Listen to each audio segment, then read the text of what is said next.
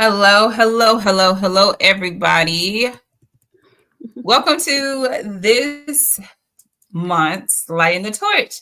My name is Candace Miles, but I go by Coach C. I am the CEO and head coach of No Gap Consulting, where I am helping first time women of color who are stepping into leadership for the very first time with their confidence, leadership skills, and their identity as they are stepping into this new role. But I am not just that. I am also representing millennials.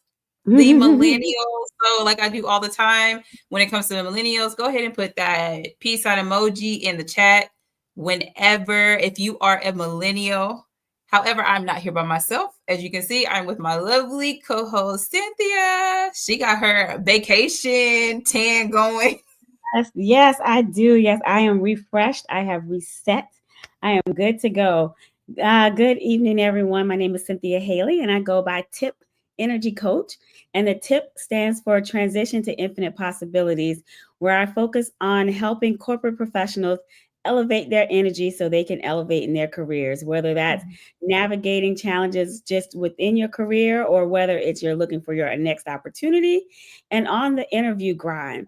I am here to definitely help with those challenges. And also, I've been in leadership for quite some time. So I also incorporate leadership coaching in my offerings as well. But as Candace states, her generation, my generation, you'll pick up on from time to time because I might freeze up and forget what I'm about to say. I am in the Gen X generation here. So, yeah, it might take me a minute from time to time. But anywho, I also bring you greetings from the East Coast as Candace is bringing you greetings from the West Coast. So, we are excited about today's edition. It's June. Happy Juneteenth. We are definitely excited to celebrate Juneteenth this month and pay homage to our ancestors. Yes. And if this is your first time joining us, welcome. As Cynthia said, we are both bicoastal, but if it's your first time joining, Lighting the Torch is all about from generation to generation doing exactly what we say, lighting each other's torch to through our experience, through resources, through trainings, everything that we've had in order for us to light each other's torch. Cynthia, what a day for this chat to fall up on. Absolutely, and I had the pleasure. We did get out for a little while and enjoy some of the Juneteenth festivities in Charlotte, North Carolina. So that was great to see everybody out just enjoying celebrating Juneteenth. So it was really good. It We'll was be really doing good. that But this this weekend out chat, here. huh? What you say? I'm I sorry. said, oh no, I said the celebrations happen this weekend out here. Okay. In California, represent for Juneteenth. Ah, well, it's definitely timely for this month's topic, because within Juneteenth, we've positioned this month topic around reclaiming control of your career narrative and the future. As with Juneteenth, with that liberation, with that freedom, our ancestors were able to reclaim their narrative and build a future. And so, with that, we're applying it to careers. It is mid year. We've labeled this as you've hit the goals. Now what? And so let's talk about it. It's mid year. Most of you all, if you're in corporate, you're getting ready to write mid year reviews or have those conversations. But you may also be feeling like, okay, we're 6 months in. I've been hitting it, I've been knocking it out the park, but I still feel stuck. I still don't know quite what I want to do or if I'm even going in the right direction. Right. And so, when you're meeting those goals, but still feeling like it's not enough. That's what we're going to talk about today. And so, Candace, I just want to kind of kick it off with there's a lot of hype and discussion around AI, how it's shifting the workplace. There's a lot of discussion around burnout, whether it's going into the office full time or having a hybrid model. There are discussions around just toxic work environments and things of that nature. But yet, employees are tasked with hitting the goals, knocking it out of the park, making these targets. But yet, the world is shifting. A lot. So we're hitting targets based on old goals, but it doesn't feel like we're hitting targets for the future, and really setting ourselves up for how the world is shifting. So Mhm. what are your thoughts around that, and how do you know if you're still playing the right game?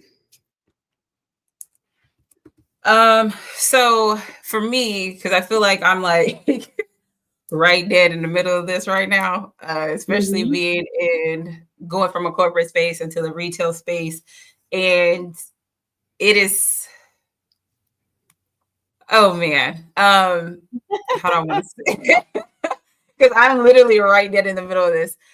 Mhm. I feel like when it comes to it, to keep up, yes, I understand completely when it comes to keeping up where the trends and what's happening, where we're going in the future. However, taking the step back to see, okay, is what we were doing, is it even currently relevant? Because it's hard to sit here and say, hey, we're going to the future, but we're still living in the past and do it both at the same time. Yes, we can take homage from whatever it was that used to work. However, right now, like for example, I would definitely say like from staffing wise, and I feel like all organizations probably are going through that Mhm. where it's not there. And so it literally is like, I say this all the time, pretty much every day. I'm like, listen, when it comes to making lemonade, it take more than lemons to do it. I don't care what Beyonce said. It take more than lemons to do it. And I'm not going to sit here and try to make that based off of this. And so it's just knowing, okay, here's where we're at. How can I now start thinking outside the box? Because when you get into that leadership role, when you are a high achiever, that's when it comes to you beginning to grow, so you're not so stagnant and start thinking and seeing things differently. And so for me, I'm like, hey, how can we put some designated people into place to help? Because this system of, hey, we can't have nobody waiting in lines, that doesn't work. It doesn't Yeah. work. When the staffing's not there, it doesn't work. Whenever if it's if you're not set up properly, it just doesn't work. And to have that expectation and that mindset to feel like, hey, this is still going to be something that we need to do. We have to sit back and really look at the numbers, look at the metrics, look at everything to figure out, okay, what do we need to do in order to make this work in this climax that we're in right now? What about you? I think it's a balancing act, right? And Yeah. so when you're in this position of trying to hit that target, using the example of staffing, right? It's like, okay, if I know I have to be in this position to serve this client, then but I also need to be doing X, Y, or Z at the same time. Now is the time where you start to think, okay, well, I'm doing it, I'm showing up, but how can I reposition myself or redefine the value that I bring to this role, right? And Mhm. so it's when you think about AI and how I'll even keep playing on the staffing example, right? Um, if for whatever reason now we're having customers that go in Walmart, I'm doing self checkout, right? I And so, as a cashier, how am I going to now redefine the value that I bring to this organization and prepare for the future? Because Mhm. some of those roles may be replaced with AI, right? And so, that cashier is definitely meeting the target. That Mhm. employee who is producing reports or data analytics is certainly hitting the target, right? They are producing on time, they are delivering for their customer, they are providing accurate results. But there is a strong possibility by 2030 that the same targets you're meeting today may not be of value in 2030, right? And so it just begs the question, if you're meeting a goal today, are you really positioning yourself for the future? Are you stuck, and are you getting yourself ready for what's to come? And so what I would, encourage someone, whether it's that data analyst, whether it's that admin, whether it's that cashier, to start thinking about what they can do to redefine the value that they bring to an organization, and start thinking about, okay, how can I take this to the next level? Maybe it is thinking outside the box and sharing those outside the box opportunities with my leader, right? Mm-hmm. Maybe it is taking on a stretch assignment where I'm at, and maybe it's beginning to learn more about AI and Chat Mm-hmm. GPT or other artificial intelligence platforms, to not be so focused on it replacing your work, but somebody's going to have to QA that work. Somebody's going to have to code it. Somebody's going to have to teach the artificial intelligence what to do and how to do it. Mm-hmm. So, how do you redefine your value while still meeting the goals? And so, my encouragement to folks would just be to start thinking about that, right? Because yeah, you hit the targets, but what's next? What is the future going to look like? I read an article recently that said a lot of these frontline corporate roles could be replaced by 2030. Yeah. And so, you're talking staffing, what does that now look like? And as a leader, how are you helping develop your associates to reposition their skill set, to upskill within their roles so that they do feel successful? Yeah. Yeah. It's Yeah. almost like thinking about that next chapter of it because I keep hearing the same thing, like you said, the 2030, that year just keeps saying like 5 years from now, 5 years from now, it's going to look totally different. Mhm. Even like 5 years ago, it looks totally different than 5 years today. But Yeah. it's, I feel like it's not going to necessarily require doing more when it comes to developing the skills, more so of us becoming. Mhm. So, you know what I'm saying? And so becoming this person who knows how to deal with AI. AI has been around for a minute when it comes to the chats and everything like that. There's always someone behind it. However, if they're trying to automate it, how can you now take this skill and not be in a position where you are eliminated? Because when it comes to people who are high achievers, and I can only attest for myself, I always take like my accomplishments that I have and result that into like, oh well, I got this, I got this, I got this, I got this. But like I Mhm. said just a while ago, that's me doing more to get that. What did I actually become from doing that? And me becoming who I need to be, how is that going to impact 5 years from now? I'm constantly looking at leadership. I don't know if it was you and I were talking, or if it was a podcast that I had came across where it specifically talked about like leadership, how Gen Zers are not wanting to get into leadership because of what they see, that how it impacts how we are as millennials and Gen Xers are. It's not a role that they're like desiring to keep climbing up the ladder to do. And so it's like, okay, is it because it requires us to do more and that's all they see?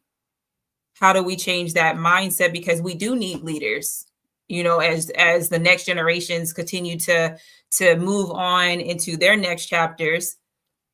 It can't end with the millennials.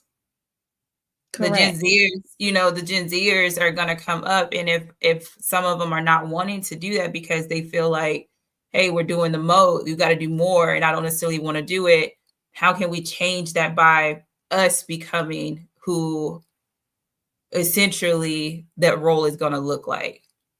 Absolutely. I would say to that, so I'll reframe it a little bit, right? And so, because we are at mid-year and Yeah. people have, feel like they've hit their goals, but then they're going to go into this conversation with, well, how can I develop? How can I grow? Mm-hmm. And so if you have that person who, as a leader, you've identified leadership capabilities. As the leader, your role is to envision the future, right? Be more strategic. What is that leadership going to look like in the next 3 to 5 years? What's going to be expected of someone in a leadership role in the next 3 to 5 years? So you need to understand that first. And then when you're having that conversation with the employee who says, I've hit all of my marks, we set the goals months ago, I'm on track to meet these goals, but I really want to do more. I need to be preparing myself to do more in this next chapter. How do I do that? And if you're landing in the space of growing as a leader, I see myself in a leadership role. What is the future of a leader going to look like? So that employee, can you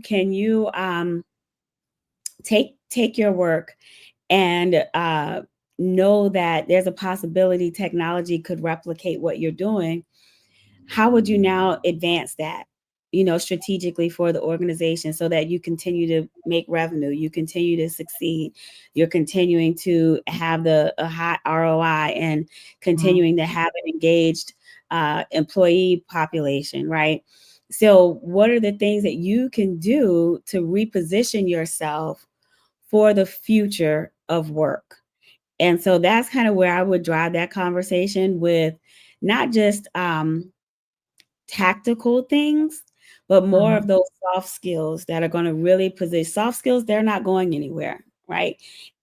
AI can't replace influence. AI can't replace empathy, right? And so there are some aspects of leadership that maybe you need to hone in a little bit more on, but also researching your industry. So if you're in tech, what does that look like for the future? If you're in financial services, what does that look like? If you're in education, what does that look like, in the future? If you're in retail, what does that look like? And so I think it is, aligning with the direction of your industry, staying on track with some of those soft skills, and being willing to just step out of your comfort zone with what you have known for the past 10 to 20 years. Yeah. With you saying that, it made me think about a training that I had took, and it's something that I still even use today, where it's a table and it says like present me, future me. And then it has like, what are your 3 top skills, and what is your 3 top skills, and then like your 3 top skills. And then I don't know why I'm having a brain fart right now. However, the other part, I think it's like a little bit of Gen X showing up. Oh, little Gen X showing up there, huh? I was in there. Oh, I don't know if you've never seen the reels. A 40-year-old, we'd be like in the other room, like, what are we coming here? Yes, we have the moments already. But it's the 3 top responsibilities. And so you take what your current skills, your top 3 skills, and your top 3 responsibilities are. But then, like you sit there and said, then you do the same thing for your future. If you don't know what that looks like, and you don't know the future of what that is, this is where AI, ChatGPT, Claude can come into, where you can put that in there and say, hey, my future, my current skill, my current role is this. Here's what I want to go. Because I think sometimes, I'm not even going to say I think, there are times when we don't know. We don't know what's needed. Even I can come in as your manager. I can come in as your leader and let you know, like, hey, here's what you do.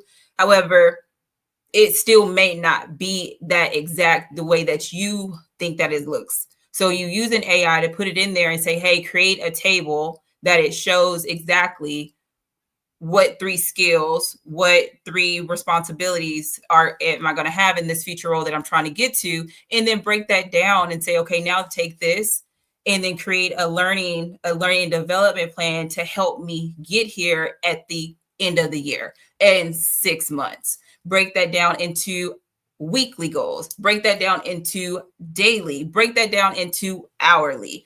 But now you're using AI where you're not just getting an understanding of where you're going to be in the future, but you're also beginning to use AI that's going to be in the future. Yeah, I totally agree with that. Starting to really get comfortable with the tool, because it is the future of the workforce. Just shifting the conversation a little bit, I also think about the mental and emotional state of employees and leaders, right? With you're in the grind every day, and you feel like, I'm putting in the work, I'm meeting the goals, but the noise of the environment, right? And when I say the environment, external factors, whether it's the news, whether it's job reports, whether it's, seeing companies have layoffs and things like that, it can bring about overwhelm, right? It can bring a little bit of concern around the change that's happening in these corporate spaces.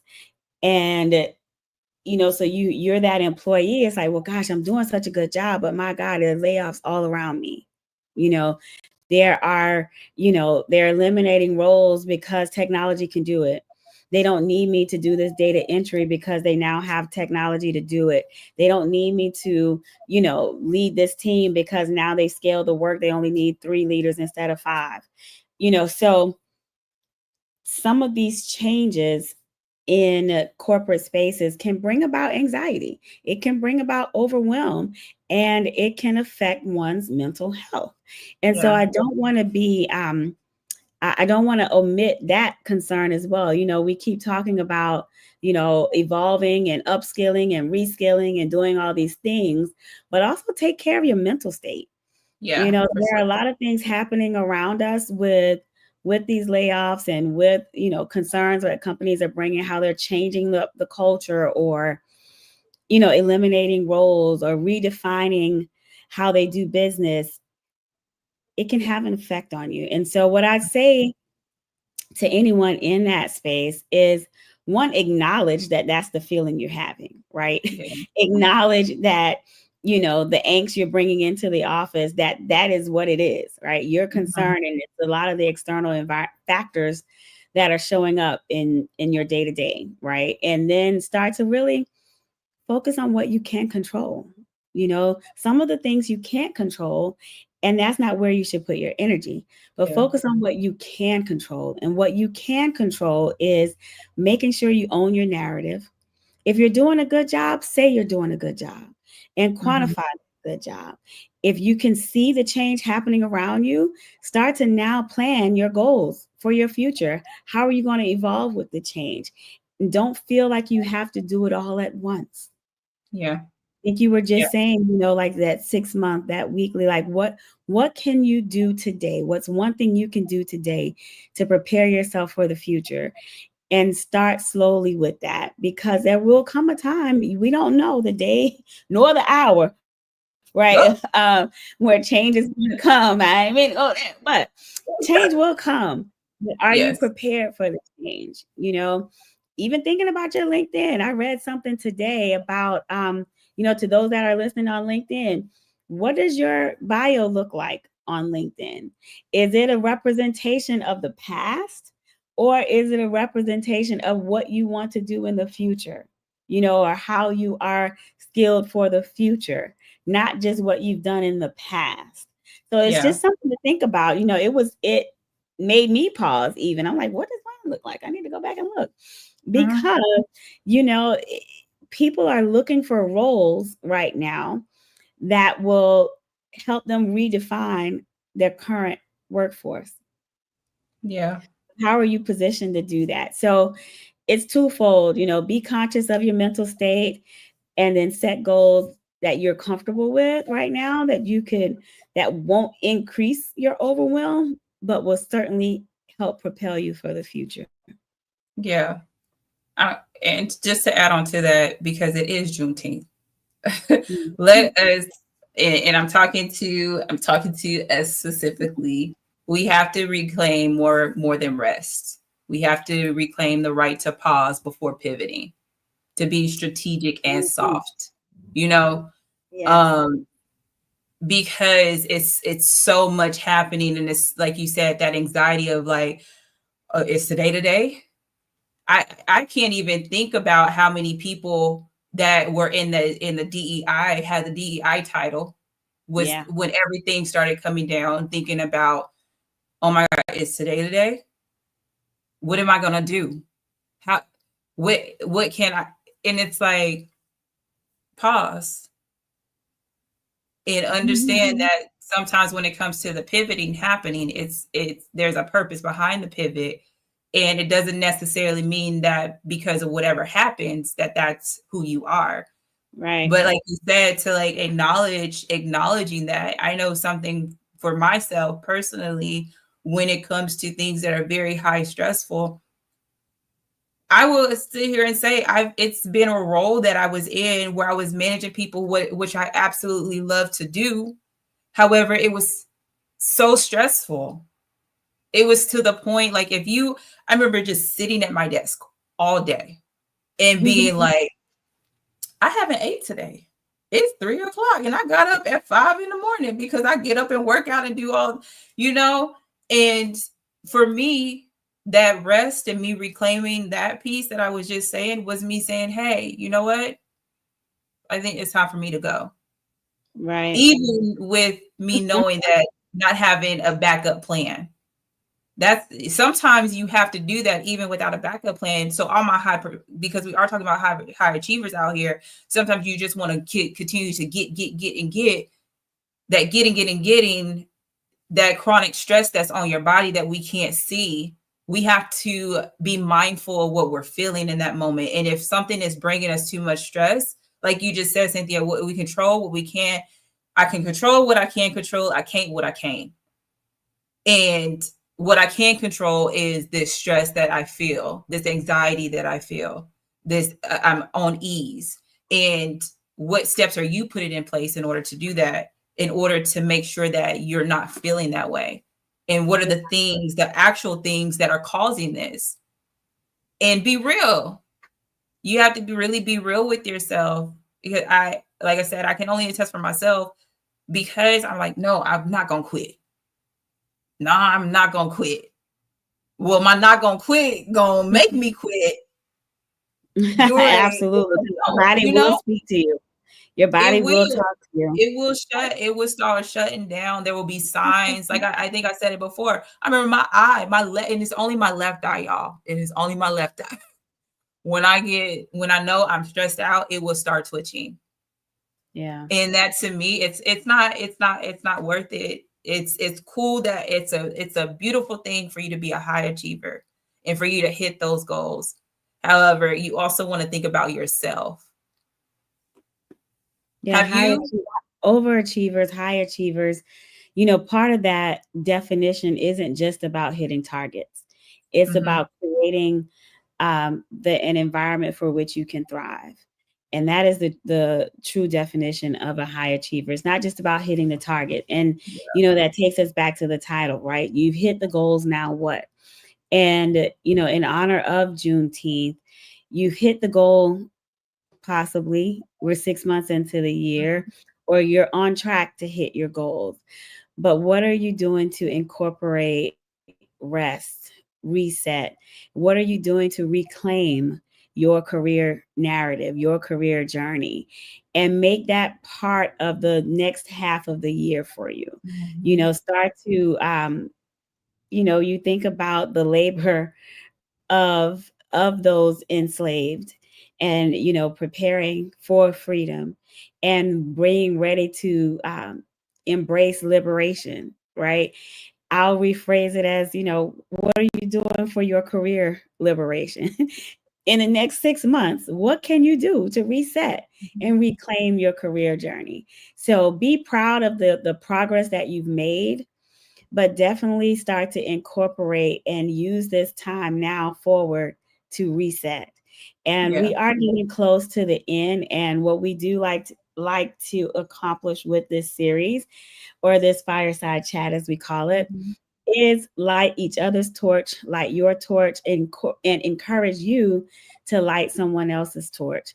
And so we tend to end with, whatever we want to say that will light each other's torch and encourage you to do the same. Candace, do you want to start? I do, but I had a question for you because I feel like everybody want to know, because you recently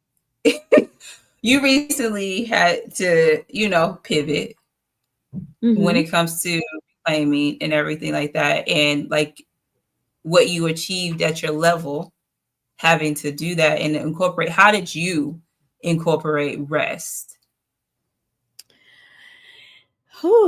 That's an ongoing journey, right? I think for me, it's been having it at the forefront. It's funny you say that. I just had this conversation with my 15-year-old around understanding what your purpose is. What's your why, right? And when you're doing something, it's always going back to what's your why. Why are you even in this? And if you understand your why, you'll put in what's necessary to accomplish that why, right? And so when I think about my pivot, I've had several pivots, but I think what you're touching on is how I was laid off one time and was out of work for a while, and then I went from 24 years in financial services to retail, which is an extreme pivot, and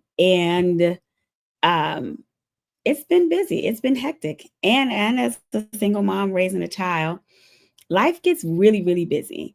But how do I incorporate that rest? One, I listen to my body, because I too experienced what you just described with the eye and Bell's palsy and all of that. I have a higher conscious awareness around what my body is telling me, and I listen to my body when it's time to rest. So if it says, girl, go lay down instead of responding to that email, I'm going to go lay down instead of responding to that email.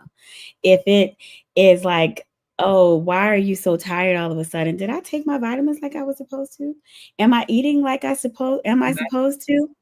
Am I, going to bed at a reasonable time? Am I getting the right amount of sleep? Really starting to question the things that I can control, right? Because some of the demands of the job may be beyond my control. But what can I control? I can control getting to bed a little bit earlier. I can control stopping the scroll on Instagram and TikTok or whatever, or LinkedIn or what have you. I can control those things.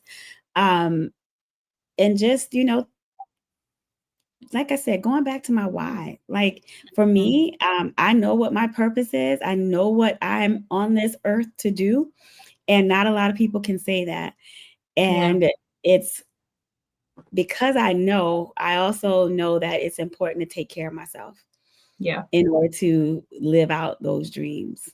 Yeah. I don't know, it was a long way answering that. I wasn't expecting that. Well, I felt like I needed to answer. I felt like the people needed to hear. I'm not gonna tell you a story. I'm not gonna tell you a story. But it's June. We are reclaiming today.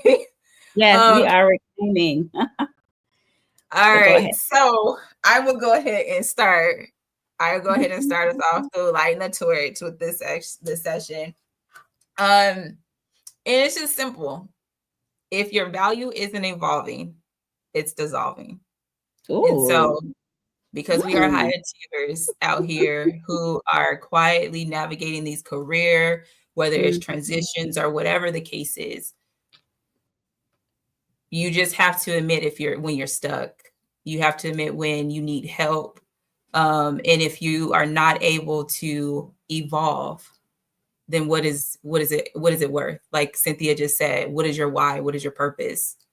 If you don't know, you're just dissolving here. So that's mine. What about you?